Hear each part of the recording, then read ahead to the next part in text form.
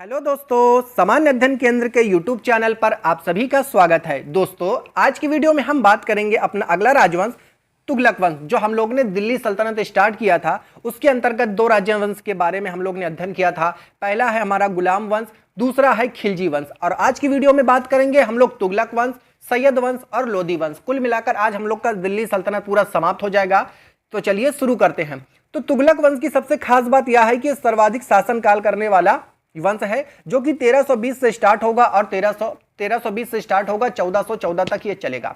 इनमें मुख्यतः हमको चार राजाओं के बारे में पढ़ना है। नंबर 1 गयासुद्दीन तुगलक, नंबर 2 मोहम्मद बिन तुगलक, नंबर 3 फिरोज शाह तुगलक, नंबर 4 नासरुद्दीन तुगलक। ठीक है, इन चार राजाओं के बारे में हमको जानकारी हासिल करनी है। जैसे कि गयासुद्दीन तुगलक ने नहर का सर्वप्रथम निर्माण कराया, फिरोज शाह तुगलक ने सर्वाधिक नहर का निर्माण कराया। इन सभी बातों को हम डिटेल से जानकारी हासिल करेंगे। चलिए, नंबर 1 पर हमारा गयासुद्दीन तुगलक। गयासुद्दीन तुगलक बारे में बेसिक जानकारी है।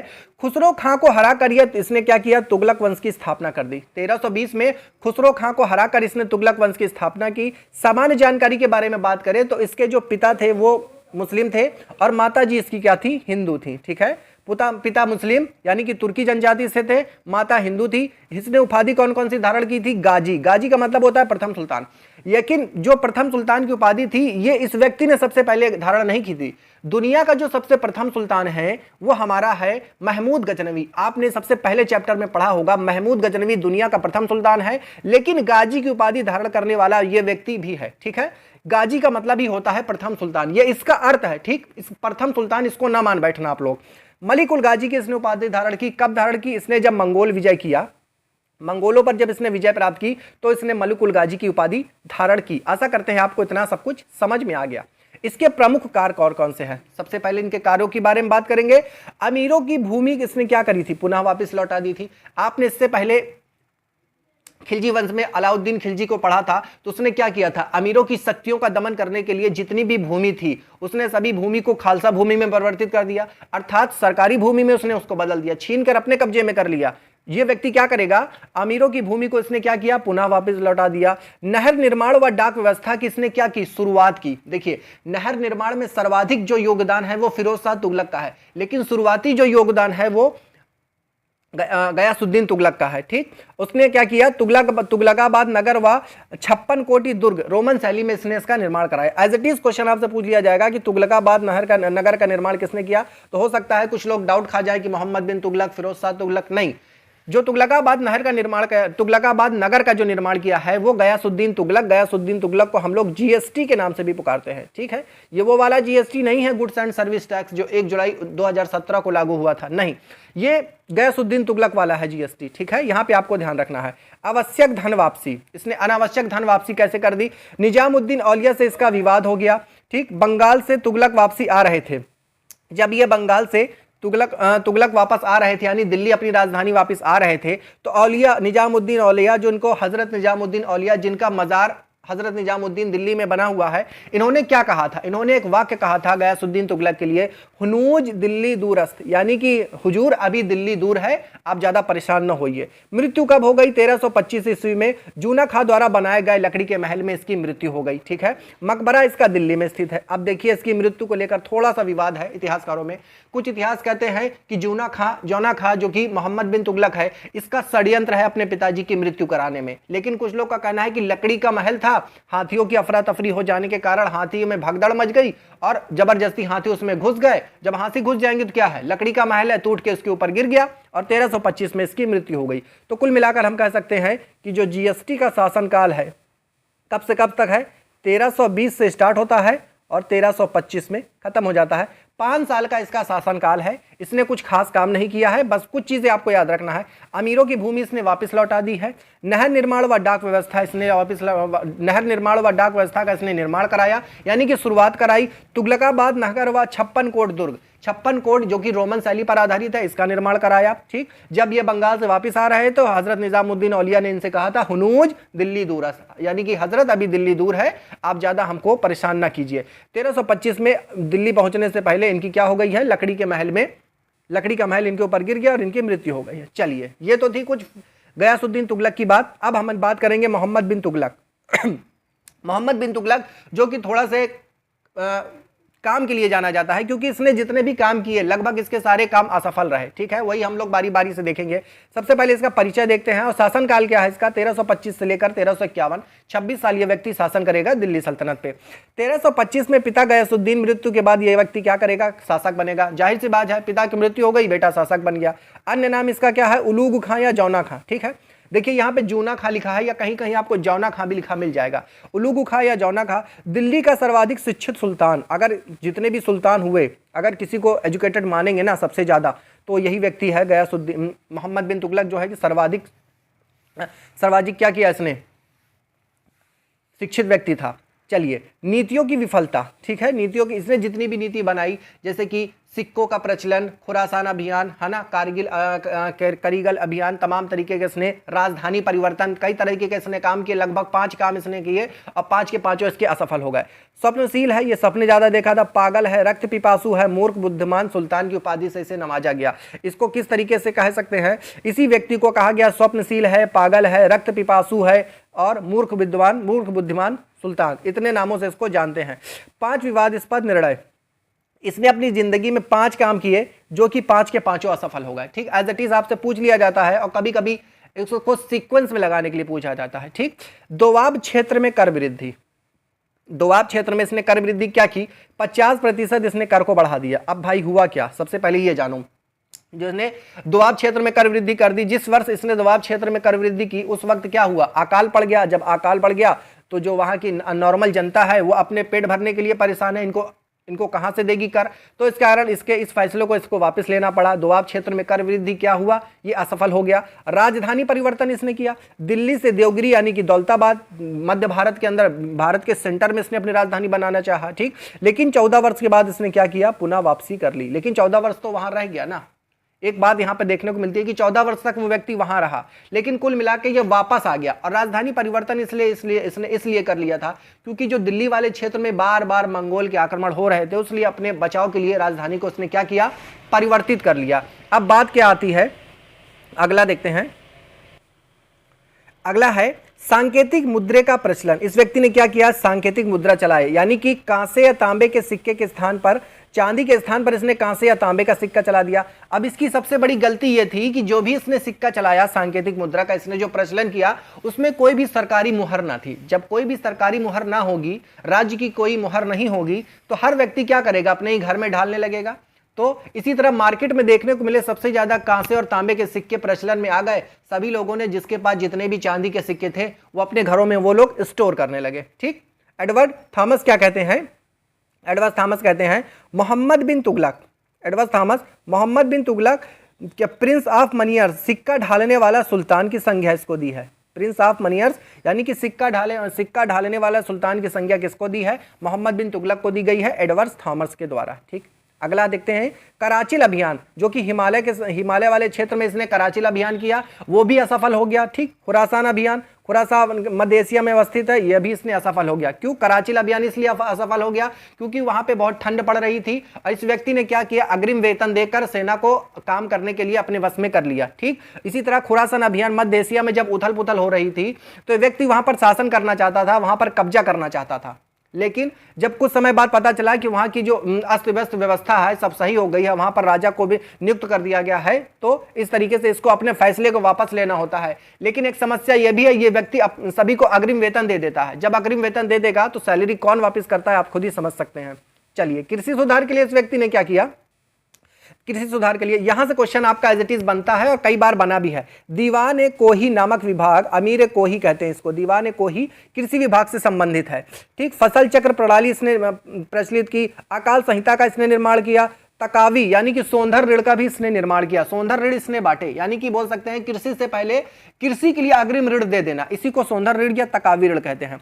ठीक, और बलबन ने क्या क्या किया था, बलबन ने दीवान अर्ज नामक संस्था की स्थापना की। जलालुद्दीन खिलजी ने दीवान वकूफ यानी कि व्यय विभाग की स्थापना कर दी थी। अलाउद्दीन खिलजी दीवान रियासत, जो कि आर्थिक विभाग था, आर्थिक सहायता लोगों को प्रदान करता था, इसकी व्यवस्था की। और साथ ही साथ दीवान मुस्तखराज, दीवान मुस्तखराज लोगों को टैक्स प्रदान करता था, ब्याज फ्री टैक्स, यानी कि जो इंटरेस्ट होता है वो 0% इंटरेस्ट पर लोगों को ऋण प्रदान करता था। ये चीज आप समझ में आ गया। यहाँ पे एक चीज आपको याद रखना है, दीवाने कोही जो कि कृषि विभाग था मोहम्मद बिन तुगलक द्वारा चलाया गया। दीवाने अर्ज सैन्य विभाग था जो कि बलबन द्वारा चलाया गया। जलालुद्दीन खिलजी दीवाने वकूफ जो कि व्यय विभाग था ये भी चलाया गया। दीवाने रियासत आर्थिक विभाग और दीवाने मुस्तखराज ये सब अलाउद्दीन खिलजी के द्वारा चलाए गए। कुछ अन्य तथ्य के बारे में जान करेंगे। सर्वाधिक विद्रोह, इसके समय में सर्वाधिक विद्रोह कहां से होंगे? 1336 ईस्वी में क्या कर दिया, हरिहर और बुक्का नामक दो व्यक्तियों ने विजयनगर साम्राज्य की स्थापना कर दी। 1347 में हसन गंगू ने अलाउद्दीन बहमान शाह जो कि हसन गंगू के नाम से जाना जाता है, इसने बहमनी साम्राज्य की स्थापना कर दी। सभी दक्षिण भारत में हो रहे हैं। 1351 में सिंध में ठट्टा में इसकी क्या हो गई है, मृत्यु हो गई है। 1351 में मृत्यु हो गई है। जब 1351 में इसकी मृत्यु हो जाएगी तो अगला शासक फिरोज शाह तुगलक आएगा जो कि बहुत ही मोस्ट इंपॉर्टेंट रूरल है ना, मोस्ट इंपॉर्टेंट शासक आपका होने वाला है। 1333 में क्या हुआ, फ्रांसिस्को मोरक्को यात्री इब्न बतूता 1333 में भारत आया और 1342 में क्या किया, इस व्यक्ति ने 1342 में इसको दिल्ली का काजी नियुक्त कर दिया। काजी का मतलब हम बोल सकते हैं कि सुप्रीम कोर्ट ऑफ इंडिया का जज के पद पे इसको नियुक्त कर दिया गया मोहम्मद बिन तुगलक के द्वारा। इसकी पुस्तक कौन सी है, इसकी पुस्तक रेहला है। ठीक, यह बात आपको याद रखना है। जैन साधु जिन्हें जिन प्रभु सूरी को सम्मान दिया इस व्यक्ति ने।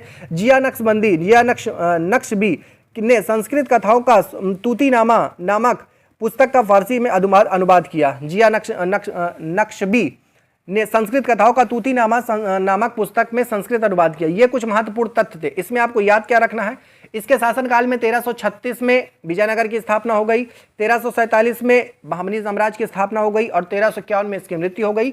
और इसी के समय में 1333 ईस्वी में मोरक्को का निवासी इब्न बतूता जो कि भारत आता है और 1342 ईस्वी में इसको दिल्ली के काजी के पद पर नियुक्त कर दिया जाता है। साथ ही साथ इसको चाइना भी भेजा जाता है। किस लिए? साथ ही साथ इसको चाइना भेजा जाता है दूत बनाकर, राजदूत बनाकर। ठीक, मोहम्मद बिन तुगलक के बारे में थोड़ी सी और बातें हैं। मोहम्मद बिन तुगलक की मृत्यु पर इतिहासकार बदायूनी लिखता है, बहुत ही लेटेस्ट लाइन है, अंततः लोगों को उससे मुक्ति मिली और उसे लोगों से मुक्ति मिल गई। यानी कि बदायूनी इसके कारनामों से इतना परेशान था, इन 5 कार्य इसने जो किए थे जो सभी विफल हो गए, इन्हीं सबको देखते हुए बदायूनी लिखता है कि अंततः इससे लोगों को मुक्ति मिल गई और लोगों को इस व्यक्ति से मुक्ति मिल गई। ठीक, मोहम्मद बिन तुगलक शेख अलाउद्दीन का शिष्य था। वह सल्तनत का पहला शासक था जो अजमेर में शेख मोइनुद्दीन चिश्ती की दरगाह और बहराइच में सालार मसूद गाजी के मकबरे पर गया था। ठीक है, पहला शासक वह कौन था? जो अजमेर में एक दरगाह आप देखने को मिलती है, शेख मोइनुद्दीन ख्वाजा मोइनुद्दीन चिश्ती की दरगाह है और बहराइच में सलार मसूद गाजी की दरगाह है, यानी कि मकबरा है। यहाँ पर यह व्यक्ति गया हुआ था। मोहम्मद बिन तुगलक ने बदायूं में मीरन मुलहीम, दिल्ली में शेख निजामुद्दीन औलिया और मुल्तान में शेख रुकनुद्दीन, अजूधन में शेख मुल्तान आदि संतों के कब्र के पर इसने क्या किया, मकबरे बनवाए। ठीक है, अभी आपसे अगर पूछ लिया जाए कि शेख निजामुद्दीन औलिया का मकबरा किसने बनाया था जो कि दिल्ली में है, वो मोहम्मद बिन तुगलक ने बनाया था। ठीक, इतनी चीजें आपको याद रखना है। चलिए अगला हम महत्वपूर्ण शासक पढ़ने वाले हैं। कौन सा है अगला महत्वपूर्ण शासक? है फिरोज शाह तुगलक। इसके जितने भी कार्य हैं सभी प्रकार के महत्वपूर्ण है और इसने कई प्रकार के विभागों की भी स्थापना की। सबसे पहले इसके परिचय के बारे में जानेंगे। मोहम्मद बिन तुगलक के ये चाचा का लड़का था, यानी कि चचेरा भाई था। 2 बार राज्याभिषेक हुआ इसका, एक ठट्टा में हुआ 1351 में, जहां पर ठट्टा में मोहम्मद बिन तुगलक की मृत्यु हो गई तो वहां पर आनन फानन में हुआ यह कि किसको राजा बनाया जाए, तो उठाकर इसके चचेरे भाई फिरोज शाह तुगलक को बना दिया। ठीक है, उसके बाद में दिल्ली जब लौट कर आएंगे अपनी राजधानी में 6 महीने बाद, फिर दिल्ली में इसका बृहत राज्याभिषेक किया जाएगा कि हाँ नया राजा बना है, कुछ तो पार्टी चलती है, कुछ तो पार्टी होनी चाहिए। खलीफा द्वारा कासिम अमीरुल मोमिनीन की उपाधि इसको दी गई, यानी कि जो बगदाद में जो इस्लामिक सत्ता का जो वास्तविक वो रहता है, मेन बोल सकते हैं जिसको, उसके द्वारा क्या कहा गया, उसको खलीफा उल अमीरुल मोमिनीन की उपाधि से नवाजा गया। चलिए राजस्व संबंधी सुधार इसने कौन कौन से किए? 24 प्रकार के करों की समाप्ति कर दी एवं 4 प्रकार के करों का आरंभ किया। सबसे पहले कौन कौन से कर हैं जिसको इसने प्रारंभ कर दिया? तमाम तरीके के 24 कर थे जिसको इसने समाप्त कर दिया। जजिया क्या होता है? ब्राह्मणों पर जजिया लगाने वाला प्रथम शासक भी यही था। स्त्री वृद्ध और विकलांग से ये जजिया कर नहीं वसूलता था। ठीक, जकात, जकात क्या होती है? धनी मुस्लिम, जो कि धनी मुस्लिम द्वारा लिया जाने वाला एक प्रकार का धार्मिक कर था, जो कि आज भी दिया जाता है। खम्स क्या है? युद्ध में लूट का माल, 20% राज्य रखेगा, इसका 20% राज्य रखेगा और 80% सैनिक सहायता में यानी कि सैनिकों में बांट दिया जाएगा। खराज क्या है? गैर मुस्लिम भू राजस्व, गैर मुस्लिम भू राजस्व। जिस तरीके से जकात है उसी तरीके से खराज है। ठीक, इतनी चीज आप समझ गए। आगे बढ़ते हैं। और हक ए शर्ब, ये महत्वपूर्ण है। हक ए शर्ब नामक कर किसने शुरू किया? जो कि एक प्रकार का सिंचाई कर है, सिंचाई का कर है। ये उपज का 1/10 यानी कि कुल मिला के बोल सकते हैं ये 10% दिया जाता था। ठीक, 5 बड़ी नहरें से ये हक के शर्ब क्या किया जाता था? वसूला जाता था। इसने चांदी एवं तांबे के मिश्रण से निर्मित भारी संख्या में जारी करवाए, क्या? सिक्के जारी करवाए, जिसे अधा एवं बिक कहा जाता है। अधा एवं बिक नामक सिक्के किस व्यक्ति ने जारी कराए? तो फिरोज शाह तुगलक ने जारी कराए। किसानों की तकावी ऋण किसने माफी कर दी? जिस प्रकार मोहम्मद बिन तुगलक ने तकावी ऋण दिया था, हाँ दिया तो था, तकावी ऋण दिया था, बहुत अधिक मात्रा में उसने लोगों को तकावी ऋण दे दिया था, उसने भी अच्छा काम किया। अब जो किसान चुकाने की स्थिति में नहीं थे तो ये व्यक्ति क्या करेगा? सभी के तकावी ऋण को माफ कर देगा। इसने एक अच्छा काम ये भी किया। सबसे महत्वपूर्ण बात, ये इसने बहुत सारे विभाग बनाए। इसके विभाग कौन कौन से हैं? मुस्लिम विधवा व स्त्री सहायता, दीवाने खैरात। ठीक, मुस्लिम विधवा व स्त्री सहायता के लिए इसने क्या किया? दीवाने खैरात बनाया। दासो यानी कि सर्वाधिक दास, दीवाने बंदगार की इसने स्थापना की। निःशुल्क अस्पताल दारुल सफा की स्थापना की। पेंशन विभाग, दीवान इस्तेहाक, वृद्धा पेंशन की इसने व्यवस्था की। लोक निर्माण एवं रोजगार विभाग, इसने यानी कि जिसको किसी को नौकरी नहीं मिल रही है, जिसके पास रोजगार नहीं है, वो यहाँ पर जाएगा और अपनी योग्यता के अनुसार रोजगार हासिल करेगा। चलिए, अन्य तथ्य क्या है इसके? अन्य तथ्य हैं अमीर व सैनिक पद, इक्तेदार को वंशानुगत इसने कर दिया था। जैसे कि अलाउद्दीन खिलजी ने क्या किया था? सबको इसको सब जो इक्तेदार का जो वंशानुगत पद था उसको हटा दिया था। इस व्यक्ति ने क्या किया? दोबारा वंशानुगत कर दिया। इसकी आत्मकथा क्या है? फतुहात फिरोज शाही। ठीक, इतिहासकार जियाउद्दीन बर्नी, फतवा ए जहांगीरी व तारीख फिरोज शाही के लेखक इतिहास जियाउद्दीन बर्नी है, जो कि इसके राज दरबार में रहते थे। शम्स ए सिराज, ये भी एक प्रकार का इतिहासकार है जो कि इसके राज दरबार में रहता था। 300 नए नगर बनाए, जिसमें जौनपुर, फिरोजाबाद, हिसार, फतेहाबाद।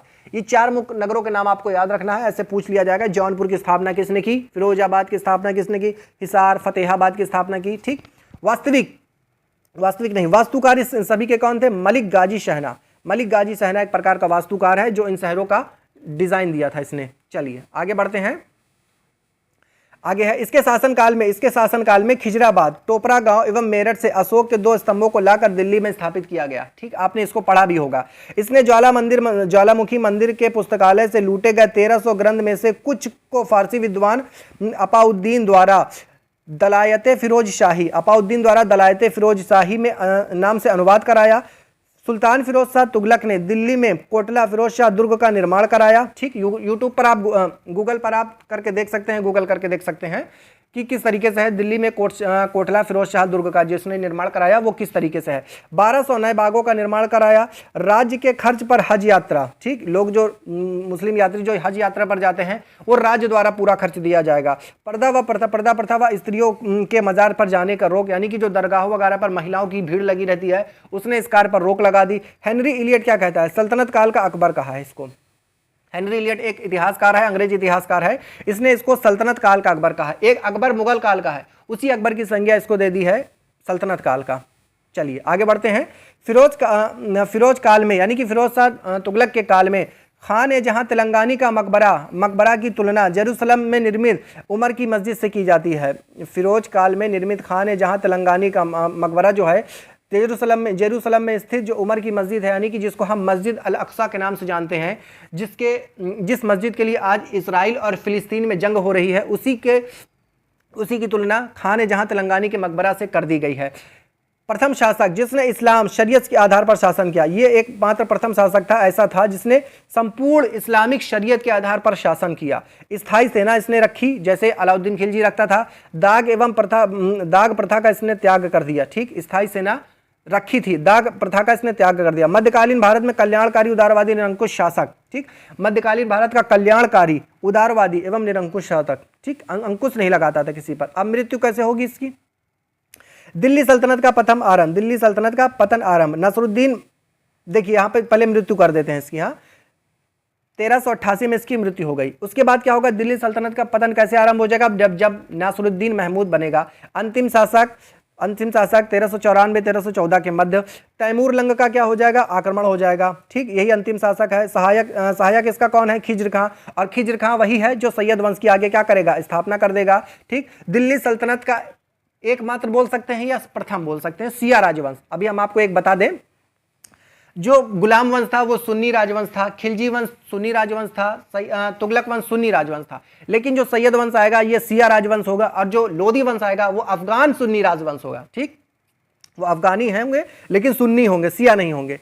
चलिए सैयद वंश के बारे में थोड़ा बात कर लेते हैं। दिल्ली सल्तनत का एकमात्र शिया राजवंश जो कि 1414 से 1451 के मध्य चलेगा, बहुत ज्यादा शासनकाल इसका नहीं है। ठीक, खिज्र खां, मुबारक शाह, मोहम्मद शाह, आलम शाह, ये इसके 4 प्रमुख राजा हैं। इनके बारे में हम लोग को थोड़ी जानकारी लेनी है।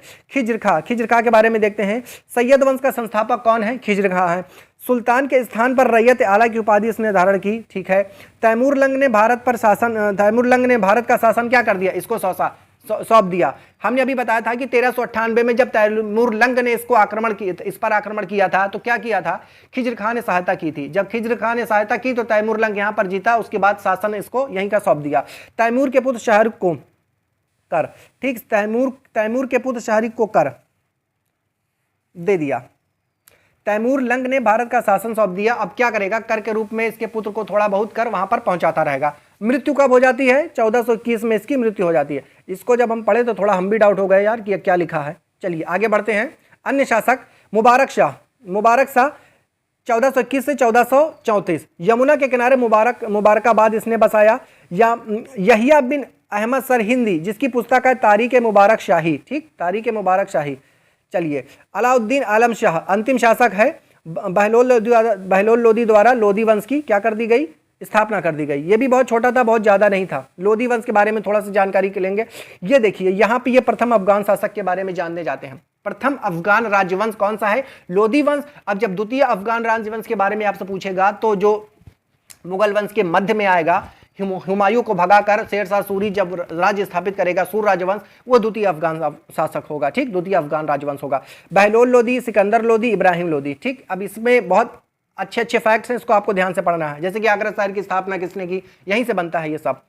1400 बहलोल लोदी 1451 से 1489। लोदी वंश का संस्थापक बहलोल लोदी था। दिल्ली का प्रथम अफगान राज्य की स्थापना का श्रेय बहलोल लोदी को दिया जाता है। ठीक, बहलोल लोदी ने बहलोल सिक्के का प्रचलन किया, नाम से पता है। बहलोल सिक्के का प्रचलन कौन करेगा, बहलोल लोदी। वह अपने सरदार को मकसद ए अली कहकर पुकारता था, यानी कि इतना सीधा सज्जन व्यक्ति था ये कि सभी के साथ में खाता पीता उठता, चाय की पार्टी, कोल्ड ड्रिंक की पार्टी वगैरह वगैरह ये कर लिया करता होगा। मकसद ए अली के नाम से ही सभी को, अपने सरदारों को कहकर पुकारता था। यानी कि सरदारों में और इसने राजा में, कोई खुद राजा है दूसरे सरदार है, इसने कोई खास अंतर नहीं रखा। साथ में बैठता, साथ में उठता, साथ में घूमता, साथ में घुड़सवारी में जाता, साथ में नाव में घूमता, सारे काम साथ में कर रहा है। तो कहे का कैसे पता चलेगा कि राजा कौन, हाँ, और दरबारी कौन। सल्तनतकालीन सुल्तानों में सर्वाधिक समय तक का यह व्यक्ति सुल्तान था। सर्वाधिक समय तक जिसने शासन किया ये बहलोल लोदी था। चलिए आगे बताते हैं। सिकंदर लोदी नाम क्या है इसका, निजाम खान है। 1504 में आगरा नामक शहर बसाया इसी व्यक्ति ने। आगरा शहर की स्थापना किसने की, आपसे पूछ लिया जाए तो बता देना कि सिकंदर लोदी ने बनाया था, किसी को बताना नहीं। ठीक, भूमि का मापन सिकंदर गज सिकंदरी 1 इंच बराबर 30 इंच, 1 गज सिकंदरी बराबर 30 इंच। आधार क्या है इसका, शेरशाह सूरी भी इसी को आधार बना लेगा। अनाज से कर इसने हटा लिया, एक अच्छा काम किया। जो फूड टैक्स रहते हैं उसको इसने क्या किया, हटा दिया। चलिए आगे क्या है। साहित्य, इसके समय में गुलरुखी नाम से यह व्यक्ति कविताएं लिखता। आयुर्वेदिक ग्रंथ का फारसी अनुवाद फरहंग सिकंदरी नाम से इसने करवाया। गायन ग्रंथ लज्जत सिकंदर शाही। ठीक, गायन ग्रंथ का इसने अनुवाद कराया लज्जत सिकंदर शाही के नाम से। भारतीय संगीत का प्रथम फारसी ग्रंथ, यदि आपसे पूछ लिया जाए कि भारतीय संगीत का प्रथम फारसी ग्रंथ क्या है तो आप बताएंगे लज्जत सिकंदर शाही। भारतीय संगीत का जनक किसे कहते हैं तो आप कहेंगे सामवेद। ठीक, ये हमने प्राचीन वाले इतिहास में पढ़ाया हुआ है अच्छे से। चलिए आगे बढ़ते हैं। वास्तुकला, इसके समय की वास्तुकला। दिल्ली में इसने क्या बनाया, बहलोल लोदी का मकबरा बनाया। मोठ मस्जिद मियां भुआ में इसने बनाई है। मोठ मस्जिद का निर्माण इसी व्यक्ति ने कराया। और 1517 में क्या होगी, दिल्ली सल्तनत का अंतिम महान शासक था जिसकी ये मृत्यु हो गई। अब महान शासक खत्म हो गया। ठीक, सिकंदर लोदी महान शासक खत्म हो गया। ये इब्राहिम लोदी है, ये महान शासक नहीं है। ठीक, 1517 से 1526 तक ये बैठेगा, ये महान शासक नहीं है, क्योंकि इसको बाबर के द्वारा क्या किया जाएगा, उड़ा दिया जाएगा। तोप में आगे फिट करके जैसे गोला उड़ा नहीं दिया जाता आगे, वैसे ही इसको भी उड़ा दिया जाएगा। तो ये महान शासक वासक नहीं है। ठीक, दिल्ली सल्तनत पर लोधी वंश का अंतिम शासक, ठीक है। ग्वालियर का शासक विक्रमजीत को इसने पराजित कर दिया, एक काम इसने किया। लखनौती का युद्ध नहीं, खतौली का युद्ध 1518 में मालवा हेतु किया। और इब्राहिम लोदी और राणा सांगा, इसमें राणा सांगा क्या हो गया, विजय हो गया, इब्राहिम लोदी हार गया। दौलत खां व लोदी व आलम खां लोदी, दौलत खां लोदी व आलम खां लोदी, काबुल शासक बाबर को इसने हराया। ठीक, काबुल शासक बाबर को हराया। पहले क्या हुआ, दौलत खां लोदी और आलम खां लोदी इसी से संबंधित जो थे, इसके राज दरबारी थे, इन्होंने क्या किया, इब्राहिम लोदी के राज दरबारी, इन्होंने काबुल में क्या किया, बाबर को हरा दिया। अब जब ये बाबर को हरा देंगे तो बाबर चुप बैठने वाला है क्या, बाबर तो ठहरा मंगोली, अब वो तगड़ा युद्ध करने वाला है। देखिए 21 अप्रैल 1526 की वो घड़ी थी जब पानीपत का प्रथम युद्ध हुआ। ठीक है, पानीपत का प्रथम जब युद्ध हुआ तो किसके किसके बीच होगा, इब्राहिम लोदी के बीच होगा, बाबर के बीच होगा। बाबर क्या करेगा, तोप खाना लेकर आएगा, बाबर के पास तोप खाना है, इनके पास तोप खाना नहीं है। बाबर के पास कुशल सेना है, इनके पास कुशल सेना नहीं है। जब यही नक्कारे हैं तो इनकी सेना भी नक्कारी है। ठीक, विजय हो जाएगा ये, मुस्लिम भारत में मुगल साम्राज्य की स्थापना होगी। ठीक, इतिहासकारों द्वारा यह कहा गया है कि इतनी बुरी मौत ये व्यक्ति मरा था इब्राहिम लोदी बाबर के हाथों कि तोप के आगे लगाकर इसको उड़ा दिया गया। ये संपूर्ण सल्तनत काल और मुगल काल का एकमात्र राजा यही है। देखिए इब्राहिम लोदी एकमात्र राजा ऐसा है जिसकी युद्ध स्थल पर ही मृत्यु हो जाती है। कोई भाग जाता है तो कोई चला जाता है, कोई कुछ दिन बाद घायल होकर मरता है, लेकिन ये व्यक्ति ऐसा ही है। जब इसको तोप में लगाकर उड़ा दिया गया, भाई साहब जब इसको तोप में लगाकर उड़ा देंगे तो क्या करेगा, ये बचेगा क्या, नहीं बचेगा, मर जाएगा। यही इसके साथ भी हुआ। ठीक है, ठीक, सल्तनत कालीन कुछ प्रशासन के बारे में हम लोग बात कर ले। इसका प्रमुख कौन होता है, चीफ सुल्तान होता है। जैसे कि अलाउद्दीन खिलजी सुल्तान है। सहायता कौन करेगी इसकी, मंत्रिपरिषद करेगी। ठीक, जैसे कि प्रधानमंत्री प्रधान होता है और मंत्रिपरिषद में ढेर सारे मंत्री होते हैं, सब सहायता करने के लिए, सलाह देने के लिए होते हैं। ठीक, मजलिस ए खलवत इसको कहते हैं। केंद्र में सुल्तान बैठता है। इक्ता प्रांत यानी नायाब वली मुफ्ती, यानी कि जो छोटे छोटे राज्य होते हैं वो इक्तेदार वहाँ बैठते हैं। जिला में शिक होते हैं, जो सिकदार होता है। परगना में आमिल बैठता है, परगना में आमिल बैठेगा। और ग्राम में खुद यानी जमींदार व मुकद्दम बैठता। ठीक है, इन 5 चीज़ों को आपको याद रखना है। प्रमुख मंत्री व विभाग, दीवान वजारत, इसका प्रमुख कौन है, वजीर। ठीक, इसकी विशेषता क्या है, राजस्व व सामान्य प्रशासन। दीवान ए अर्ज, आरिज ए मुबालिक, सैन्य विभाग जो कि बलवन द्वारा स्थापित कर दिया गया। दीवान इंशा, दबीर ए मुमालिक, पत्राचार विभाग। ठीक, दीवान ए रसालत, सद्र उस सुदूर, विदेशी विभाग एवं आर्थिक धार्मिक विभाग। न्याय, काजी उल कुजात, न्याय काजी उल कुजात जो कि न्याय का काम करेगा। गुप्तचर, बरीद ए मुमालिक। ठीक, गुप्तचर का प्रमुख बरीद ए मुमालिक। आपको बस क्या याद रखना है, ये याद रखना है ये व्यक्ति और इसके प्रमुख कौन, का हेड ऑफिस में हेड व्यक्ति ऑफिस में कौन बैठता है वो उसके बारे में याद करना है। अन्य विभाग, दीवान मुस्तखराज अलाउद्दीन खिलजी, दीवान कोही कृषि विभाग है मोहम्मद बिन तुगलक, दीवान अर्ज बलवन, दीवान बंदगार फिरोज शाह तुगलक, दीवान खैरात फिरोज शाह तुगलक, दीवान इस्तेहाक फिरोज शाह तुगलक। अधिकतर तो फिरोज शाह तुगलक ने ही सारे विभाग बनाए। प्रमुख अधिकारी अमीर आखूर, अमीर आखूर का पद कौन है, अश्वसेना। अमीर आखूर के पद पर रजिया सुल्तान ने किसको नियुक्त किया था, याकूत को नियुक्त किया था। ठीक, आप समझ सकते हैं। बरीद को दूत कहते हैं। ठीक, बरीद दूत का प्रधान होता है। नायब ममलिकात, एतगीन प्रथम बहराम शाह। ठीक, बहराम शाह एतगीन को नियुक्त किया गया। ठीक, खुसरो खां अंतिम, प्रथम कौन सा था, बहराम शाह था और अंतिम कौन सा था, खुसरो खां था। ये चीज़ आप समझ गए। चलिए राजस्व प्रशासन के बारे में थोड़ा जानकारी करेंगे। भूमि के प्रकार, खालसा भूमि जो कि है सरकारी भूमि। इक्ता क्या है, निजी भूमि है। अनुदान क्या है, ग्रांट, अनुदान जो दे देते हैं दान में, इस प्रकार की भूमि को अनुदान भूमि कहते हैं। भूमि की नाप जोक करने के बाद क्षेत्रफल के आधार पर लगान का निर्धारण करना मसाहत कहलाता है। इसकी शुरुआत अलाउद्दीन खिलजी ने की थी। ठीक, इसकी शुरुआत अलाउद्दीन खिलजी ने की थी। देवल सल्तनत काल में अंतर्राष्ट्रीय बंदरगाह के रूप में क्या था, प्रसिद्ध था। यह चीज आपको थोड़ा सा ध्यान रखना है। राजस्व यानी कर व्यवस्था, उसरो मुसलमानों से लिया जाने वाला भूमि कर, खराज गैर मुसलमानों से लिया जाने वाला भूमि कर, ज़कात मुसलमानों से लिया जाने वाला धार्मिक कर, संपत्ति का 40%, 40वां भाग यानी जजिया गैर मुस्लिम पर लगाया जाने वाला धार्मिक कर। ठीक, चलिए अन्य तथ्य क्या है, थोड़ा सा इसके बारे में जानकारी कर ले, फिर हमारी वीडियो खत्म हो जाएगी। अन्य तथ्य, सुल्तान की स्थायी सेना सुल्तान की स्थायी सेना को खास खेल नाम दिया गया। ठीक, खास खेल नाम दिया गया। मंगोल सेना के वर्गीकरण की दशमलव प्रणाली को सल्तनत कालीन सैन्य व्यवस्था का आधार बनाया गया। सल्तनत काल में बारूद की सहायता से गोला फेंकने वाली मशीन को मंगलीक या अर्राद कहा जाता था। अलाउद्दीन खिलजी ने एकता प्रथा को समाप्त कर दिया। ठीक, अलाउद्दीन खिलजी ने एकता प्रथा को समाप्त कर दिया। और शुरू किसने किया था? अलाउद्दीन खिलजी की एकता प्रथा ने, जो अलाउद्दीन खिलजी ने समाप्त किया था, इसको शुरू किया था इल्तुतमिश ने। हाँ, शमसुद्दीन इल्तुतमिश ने। एकता प्रथा की दोबारा शुरुआत फिरोज शाह तुगलक के द्वारा कर दी गई। सल्तनत काल में अच्छी नस्ल के घोड़े तुर्की, अरब व रूस से मंगवाए जाते थे। हाथी मुख्यतः बंगाल से मंगवाए जाते थे। ठीक, बंगाल वाले, वो जो बंगाल में क्षेत्र है दलदली, जिसको सुंदरबन कहते हैं, वहाँ पे जंगल में हाथी प्रचुर मात्रा में थे, तो वहीं से मंगवा लिए जाते थे। सल्तनत कालीन वास्तुकला के बारे में बात करेंगे थोड़ा सा। कुतुबुद्दीन ऐबक के समय में क्या बनवाया गया? कुव्वतुल इस्लाम मस्जिद दिल्ली। देखिए ये सब जब डिटेल हम लोग पढ़ रहे थे उसमें तो किया है, लेकिन अगर आप अलग से देखना चाहते हैं तो ये चीज़ आपको यहाँ मिल जाएगी। कुव्वतुल इस्लाम मस्जिद दिल्ली, भारत में निर्मित प्रथम मस्जिद। 2.5 दिन का झोपड़ा अजमेर। इस मस्जिद की दीवार पर विग्रहराज चतुर द्वारा रचित संस्कृत नाटक हरिकेली के अंश उत्कीर्ण है। यहाँ पहले बौद्ध मठ व संस्कृत विद्यालय था, संस्कृत महाविद्यालय था यहाँ पर। इल्तुतमिश ने क्या बनवाया? दिल्ली में कुतुब मीनार बनवा दी है। सुल्तानगढ़ी का मकबरा या नासिरुद्दीन महमूद का मकबरा दिल्ली में। ठीक, इसने ये बनवाया। इल्तुतमिश का मकबरा दिल्ली में है। स्क्रैच शैली में निर्मित भारत का प्रथम मकबरा।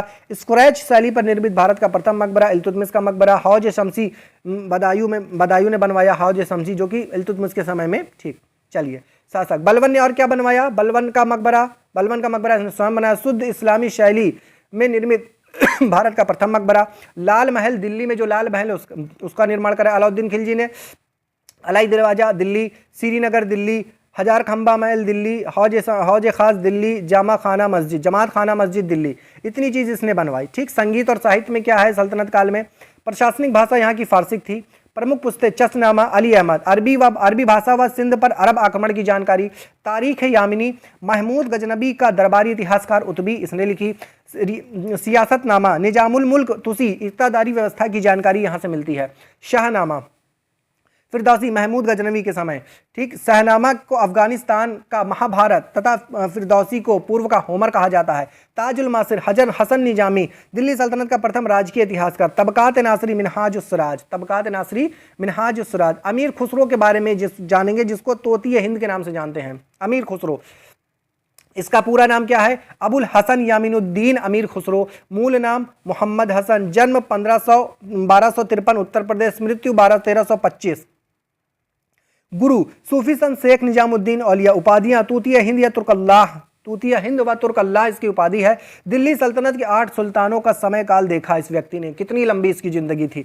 बलवन से लेकर मोहम्मद बिन तुगलक तक। खड़ी बोली सितार और तबला का जनक इसको कहा जाता है। कव्वाली का पिता, जो कव्वालियां बजती हैं ना, उन कव्वाली का पिता। गजल शैली के पिता। उर्दू साहित्य का पिता।